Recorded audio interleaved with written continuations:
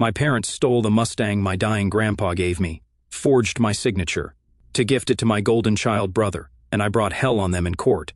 My name is Emma, and I'm almost 18. I found myself in the middle of a huge family mess that's got me questioning everything I thought I knew about my family, especially my parents. From the time I was little, I knew I wanted to do something big, like becoming a neurosurgeon. I've always been fascinated by science and medicine, and my grandparents, who were more like my second parents, fully supported this dream. My grandpa, to whom I was incredibly close, wasn't a college graduate himself, but believed strongly in the power of education. He often told me stories about how he wished he'd had the opportunity to go to college and wanted to make sure I got that chance, to ensure I could focus on my studies without worrying about the financial burden. My grandpa set up a savings account specifically for my college tuition. He started this fund when I was just starting middle school, and over the years he diligently added money to it, turning it into what should have been a $50,000 nest egg by the time I was ready to go off to college. This money was sacred. It represented not just my future but my grandpa's commitment to me and his belief in my potential. However, my relationship with my parents has always been a bit strained, especially compared to the warmth and support I felt from my grandparents. My parents had me young and seemed to struggle with the responsibilities. They were often more focused on their own lives and problems. My mom had me shortly after she graduated high school, and my dad has always been the more laid-back type, not really pushing himself for me. When I was 16, my grandpa passed away, and that was a massive blow to me, not just emotionally, but also because I worried about my college fund. My parents reassured me that everything was taken care of, and that the money was waiting for me when I needed it. Trusting them, I focused on my studies, worked hard, and even secured a partial scholarship that covered my tuition for the first 2 years of university. But I knew I needed the fund for other expenses like books, living costs, and the years the scholarship didn't cover. Recently, I decided to check the status of the account just to make sure everything was in order. I was completely blindsided to find only $10,000 left. My heart sank when I confronted my parents. Their initial reaction was to feign ignorance. They claimed they didn't know what happened, or that perhaps my grandpa hadn't saved as much as I thought. But as I pressed harder, the truth came out. They admitted they had used the money to buy my younger sister, Lily, a new car for her 16th birthday. They justified it by saying that since I had a scholarship, I wouldn't need the money as much, and they wanted to give Lily something special to boost her spirits during a tough time at school. I was devastated, not just by the loss of the money, but by the betrayal. I couldn't believe they would jeopardize my future for a car, and then try to brush it off like it was nothing. The argument that followed was bitter and painful. My mom accused me of being selfish and ungrateful, saying I should be happy for my sister and not cause a scene. The fallout has been massive. My entire family is divided, with most siding with my parents, saying I should let it go and focus on my scholarship. But how can I just let it go? This was more than money, it was my grandpa's legacy and my future. Now I'm considering taking legal action to recover some of the funds. But the idea of suing my parents feels like crossing a point of no return. Yet I feel like I have no other choice if I wanted to protect my education and honor my grandpa's wishes. I'm stuck, hurt, and confused. Should I fight for what was promised to me or try to mend things with my family, even if it means losing out on my dreams? Any advice would be greatly appreciated. Am I being an asshole for requesting what is rightfully mine? Thanks for listening. So, after a ton of arguing and some serious discussions, my dad finally agreed to cancel the car order he made for my sister's Sweet 16. That's right, he went to the dealership and managed to get a refund for the car. It was a huge relief for me because that money was supposed to be for my college, not for a fancy new car. I was pretty firm with my parents about the whole situation. I told them I'd hold off on the lawsuit I was planning, but only if I got back every single penny that was taken from my college savings account. Plus, I made sure they couldn't access the account anymore. No more surprises. You wouldn't believe the drama they caused, though. My sister started sending me these super mean texts, calling me jealous, because I didn't get a car for my birthday like she was supposed to. She totally flipped out when my dad told her he was returning the car. Now, she's been bad-mouthing me to anyone who will listen, and my mom is actually blaming me for my sister acting so spoiled. They've both been giving me the silent treatment, which honestly doesn't bother me much.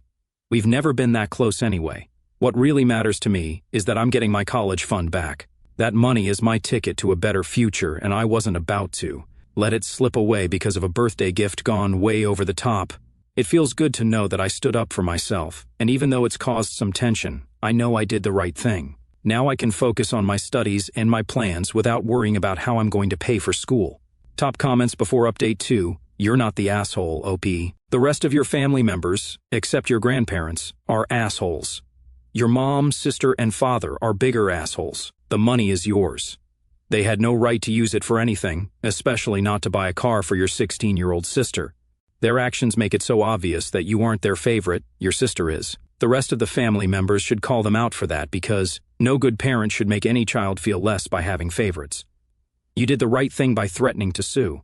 You need the money. It was yours, not theirs. About your sister's hateful comments, I hope she learns to be a better person as she grows older. If not, then she can just blame your parents. Good luck with your studies, OP.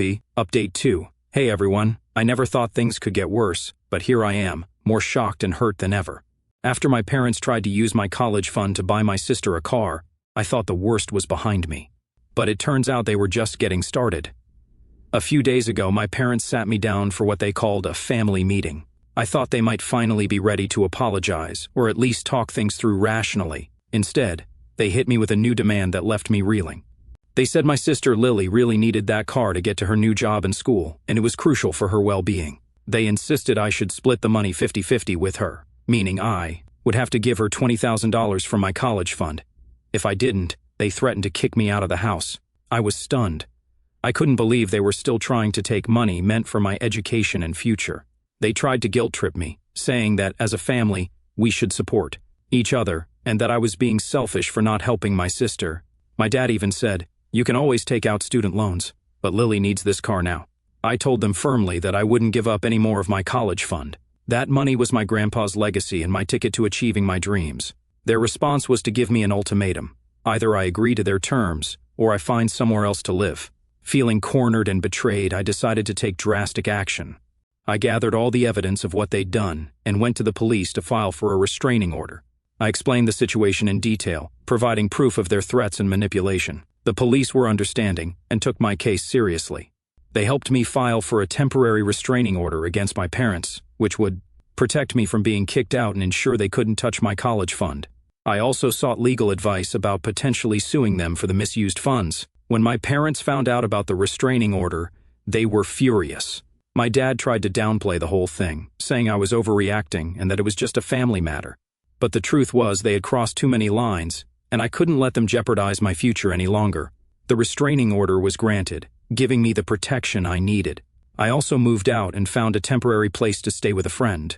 It's been a whirlwind of emotions, anger, sadness, and relief all at once. I never wanted it to come to this, but I realized that I had to take a stand for myself and my future. My relationship with my parents and sister is likely damaged beyond repair, but I know I did the right thing. I won't let anyone take advantage of me or undermine my dreams, no matter who they are. I'm focusing on my studies and my future, knowing that my grandpa would be proud of me for standing up for myself. Thank you to everyone who has offered support and advice.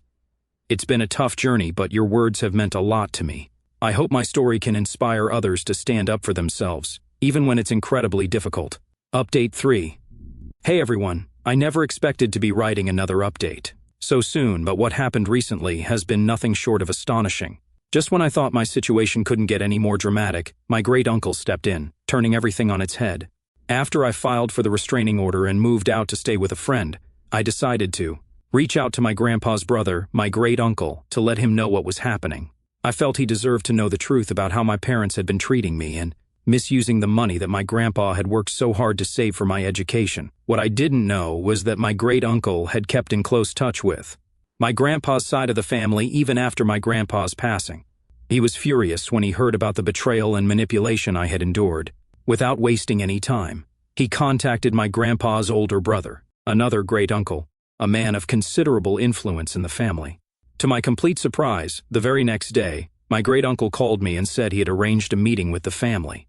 He invited me to his house and assured me that I would have a place to stay for as long as I needed. Feeling a mix of apprehension and relief, I accepted his offer and moved into his home, where I was welcomed with open arms. During the family meeting, my great-uncle laid out everything he knew about the situation, making it clear that he would not tolerate such behavior. He then dropped a bombshell. He threatened my parents and anyone else involved that they would be cut out of his will if they didn't return the money and stop their manipulative tactics immediately. My parents were visibly shocked and scared. They knew how significant my great-uncle's financial standing was, and the thought of being cut off from his will sent them into a panic. My dad tried to argue that it was all a misunderstanding, but my great-uncle wasn't having any of it.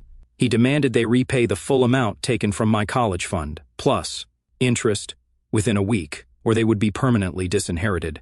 The atmosphere was tense as my parents realized the gravity of their situation. Faced with the potential loss of a substantial inheritance, they quickly agreed to return the money. The next few days were a whirlwind as they scrambled to gather the funds and transfer them back into my account. Once the money was returned, my great-uncle made it clear that any further attempts to undermine my future would not be tolerated. He assured me that he would keep a close eye on things, and that I could always count on him for support. His actions not only restored my college fund, but also gave me a newfound sense of security and belonging. My sister, however, was not happy with the outcome. She continued to blame me for the loss of her car and spread rumors about me being selfish and vindictive. But with my great-uncle's backing and the support of other extended family members who now knew the truth, her words held little power.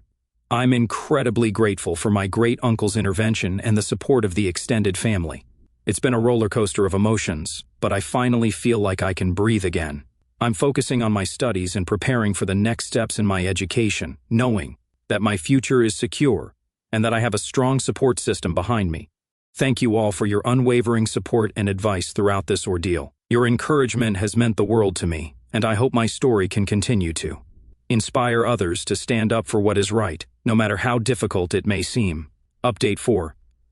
Hey everyone, I never imagined I would have to write another update. But life has a way of throwing unexpected twists at us. After moving in with my great-uncle and feeling a glimmer of hope for my future, things took yet another shocking turn. Despite my great-uncle's stern warning and the threat of being cut out of his will, my parents still didn't return the money they had taken from my college fund. They made a few small payments, but it became clear that they were stalling, hoping I would back down or give up. They even tried to convince my great-uncle that they were working on it, but I saw through their lies. Frustrated and determined to reclaim what was rightfully mine, I decided to take the legal route. I consulted with a lawyer who specialized in family disputes and financial misappropriation. With his help, I filed a lawsuit against my parents for the full amount of the misused funds, plus interest and legal fees.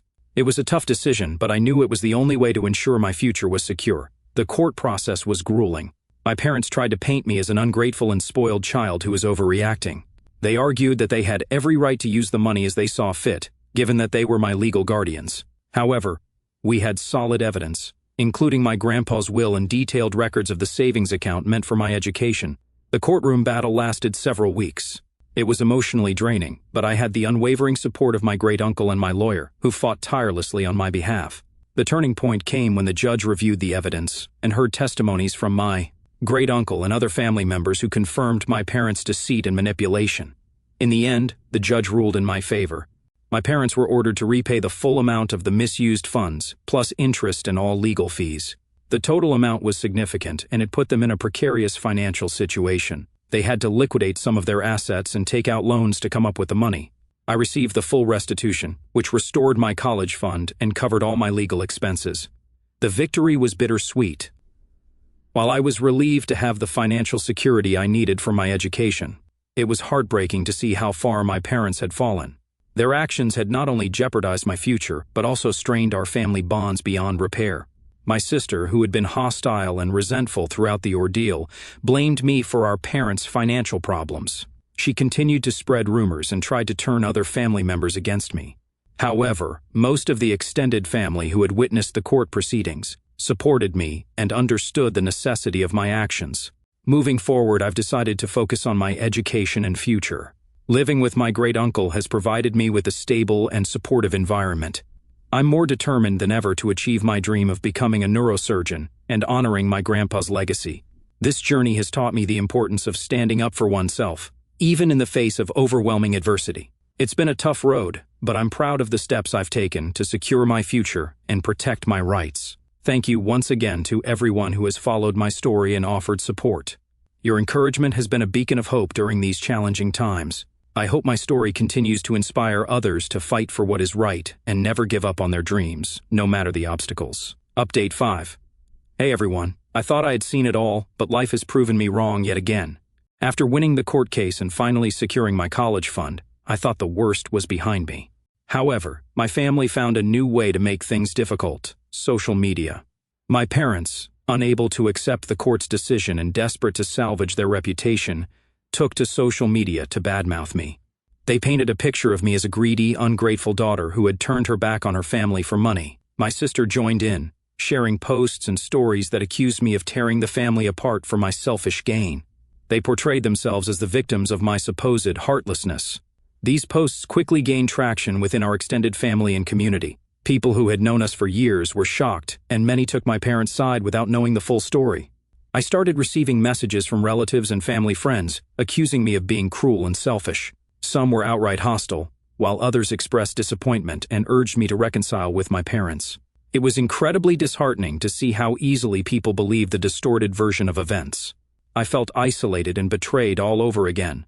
However, I decided to take the high road and not engage in a public social media battle. Instead, I reached out privately to those who had contacted me, hoping to explain my side of the story.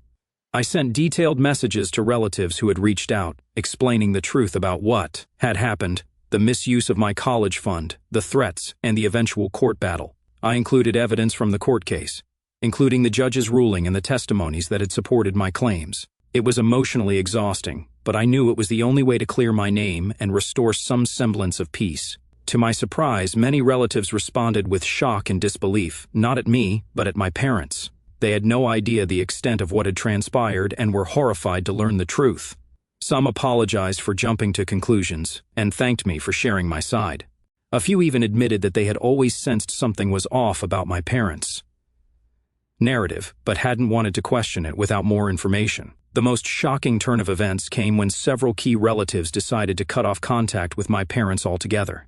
They expressed their disgust at my parents' behavior and manipulation and stood by me in solidarity. They publicly announced their support for me on social media, sharing the true story and condemning the false accusations my parents had spread. It was a powerful and unexpected show of support that helped turn the tide of public opinion. This public support from relatives had a ripple effect. Friends and community members who had initially sided with my parents began to reach out to me, offering apologies and support. The social media narrative shifted, and my parents found themselves increasingly isolated. While the situation is still far from perfect, I feel a renewed sense of hope and validation. The support from relatives and friends has been a lifeline, reminding me that truth and integrity do matter. I've learned that even in the darkest times, there can be unexpected allies who stand up for what is right. As for my parents and sister, their continued attempts to smear my name have only backfired, further damaging their own reputation. I've decided to focus on my future and leave them to deal with the consequences of their actions. Thank you to everyone who has followed my journey and offered support. Your encouragement has been invaluable, and I hope my story continues to inspire others to stand up for themselves, even when it seems the whole world is against you. Update 6. Hey everyone, after the social media fiasco and the court victory, I was finally able to start college with my restored funds and the support of my great uncle and a few loyal relatives. I was excited about my new beginning, ready to immerse myself in my studies and build the future I'd always dreamed of. College life has been amazing so far. I've made new friends, settled into my classes, and started participating in extracurricular activities related to my field of study. For the first time in a long while, I felt like I was truly on the right path, free from the chaos and toxicity of my family's drama. But just as I was beginning to feel secure, my family made another move. Out of nowhere, I received a series of messages from my parents and sister, all expressing a desire to reconcile. They claimed to miss me and apologized for the hurt they had caused. They said they wanted to make things right and start fresh. To be honest, my initial reaction was anger and suspicion. After everything they had put me through, stealing my college fund, manipulating me, dragging me through a court battle, and slandering me on social media, it was hard to believe their sudden change of heart was genuine. My gut told me there was something off about their timing and their motives. I decided to confront them, demanding an explanation for their sudden desire to reconcile. Their responses were vague and filled with excuses, which only heightened my suspicion. They insisted they had seen the error of their ways and wanted to rebuild our relationship. But I couldn't shake the feeling that there was an ulterior motive behind their sudden about-face, given the history and the timing, right as I was starting college and moving forward with my life. It felt like another trick or manipulation. I knew I had to protect myself and not fall into another trap of their making. So I made a tough decision. I told them in no uncertain terms to go away. I said that I didn't trust their intentions and that I needed to focus on my own life and my studies. I made it clear that after everything they had done, reconciliation was not an option, at least not now. They needed to prove through consistent actions over time that they had truly changed, and even then, I wasn't sure I could ever trust them again. My parents and sister did not take this well. They accused me of being heartless and unforgiving, trying to guilt-trip me once again. But this time, I stood firm. I blocked their numbers and social media accounts to ensure they couldn't disrupt my life any further. I shared this latest development with my great-uncle and some of the relatives who had supported me. They agreed that my family's attempt at reconciliation seemed suspicious and advised me to focus on my studies and well-being. College is my chance to build the life I want, free from the toxic influence of my parents. I've decided to prioritize my education, my mental health, and the supportive relationships I've built with my great-uncle and my new friends at school. This is my time to shine and prove to myself that I can overcome any obstacle. Thank you to everyone who has been following my journey and offering support. Your encouragement has been a beacon of light through these dark times. I hope my story continues to inspire others to stand up for themselves and pursue their dreams no matter what challenges they face. Here's to new beginnings and a future filled with hope and success. Update 7. Hey everyone, I didn't think my story could get any more shocking, but life has proven me wrong once again. After starting college and telling my family to stay out of my life, things took a dramatic turn that I never saw coming. A few weeks into my first semester, I received a message from a distant relative. With some jaw-dropping news, my father had sold our family home. The house where I grew up, where all our memories were made, was now gone. The reason? He needed the money to pay for the legal fees from my court case, the very case where I won back my college fund, and they were ordered to cover my legal expenses. I was stunned. My parents had been so confident they would win the case. They never anticipated having to pay such a hefty sum. When the judge ruled in my favor, it left them in a dire financial situation. They had tried to scrape together the money by liquidating assets and taking out loans, but it wasn't enough. Ultimately, they were forced to sell the house to cover the remaining costs. The news spread quickly through the family, and the reactions were mixed. Some relatives felt sorry for my parents, viewing them as victims of a harsh consequence. Others saw it as poetic justice for their deceit and manipulation. As for me, I was conflicted. While I felt a sense of vindication, I also couldn't ignore the sadness of seeing my childhood home sold off because of their actions. My sister, predictably, blamed me entirely for the loss. She accused me of destroying the family and taking everything from them. Her bitterness only deepened, and she made it clear she wanted nothing more to do with me. My parents, now homeless and struggling to rebuild their lives, reached out once more, begging for reconciliation and help. This time, however, I felt no guilt in refusing. They had brought this upon themselves with their decisions and actions. They chose to misuse my college fund, to manipulate and threaten me, and to drag me through a painful legal battle. The sale of the house was the natural consequence of those choices. I explained to them that while I was sorry for their situation, I couldn't be responsible for fixing the mess they had created. I needed to focus on my future and my education. I offered my help in finding them resources and services that could assist them. But I made it clear that I would not be drawn back into their toxic cycle. Living with my great-uncle continues to provide the stability and support I need. He has been a rock through all of this, helping me stay focused on my studies and reminding me of the importance of self-preservation. I'm excelling in my classes and making the most of the opportunities before me. This whole ordeal has been a harsh lesson in the complexities of family dynamics and the importance of standing up for oneself. It's been a painful journey, but I know I am stronger for it. My grandpa's legacy and belief in my potential continue to motivate me every day, and I am determined to make the most of the life he wanted for me. Thank you all for your unwavering support and encouragement. Your messages and advice have been invaluable, and I hope my story can serve as a beacon of strength for others facing similar challenges. Remember, it's okay to stand your ground and prioritize your well-being, even when it feels like the hardest thing to do. Here's to forging ahead and creating a future built on strength, resilience, and integrity. Update 8. A few days ago, my parents reached out to me again, this time with a desperate plea. They explained that after selling the house to pay for my legal fees, they had exhausted all their resources. They had been staying with friends and extended family, but those arrangements were falling through. They were now facing the very real possibility of being homeless. Their solution? They wanted me to ask my great-uncle to forgive them and allow them to move in with him. They said that since he had taken me in, It was only fair that he should help them out as well. They insisted that with my influence, I could convince him to forgive their past actions and offer them a place to stay. I was stunned by their audacity. After everything they had done, misusing my college fund, manipulating me, slandering me on social media, and dragging me through a grueling court battle, they had the nerve to ask for my help to secure them a place in my great-uncle's home. I knew I had to handle this carefully. My great-uncle had been incredibly supportive and generous, and I didn't want to put him in an uncomfortable position. I decided to have an open and honest conversation with him about the situation. When I explained my parents' request, my great-uncle was both shocked and disappointed. He couldn't believe they had the gall to ask for such a favor after all they had put me through.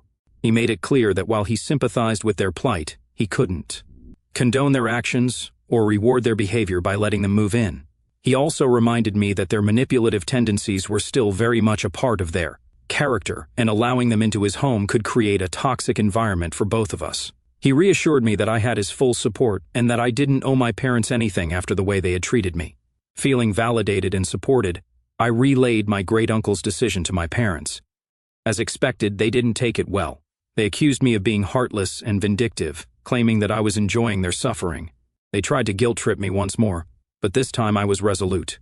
I told them that while I didn't take pleasure in their hardship, I couldn't, in good conscience, ask my great-uncle to forgive them and take them in.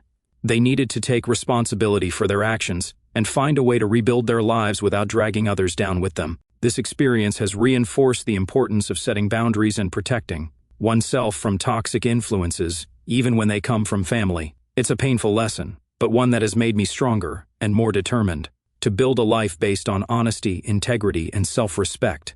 As I continue my studies and work towards my dreams, I'm grateful for the support of my great-uncle and the new friends I've made at college. Their encouragement reminds me that I am on the right path and that I have the strength to overcome any challenges that come my way. Thank you once again to everyone who has followed my journey and offered their support. Your words of encouragement have been a source of strength and comfort. I hope my story continues to inspire others to stand up for themselves and prioritize their well-being, no matter the obstacles they face. Here's to a future filled with hope, resilience, and the courage to forge our own paths.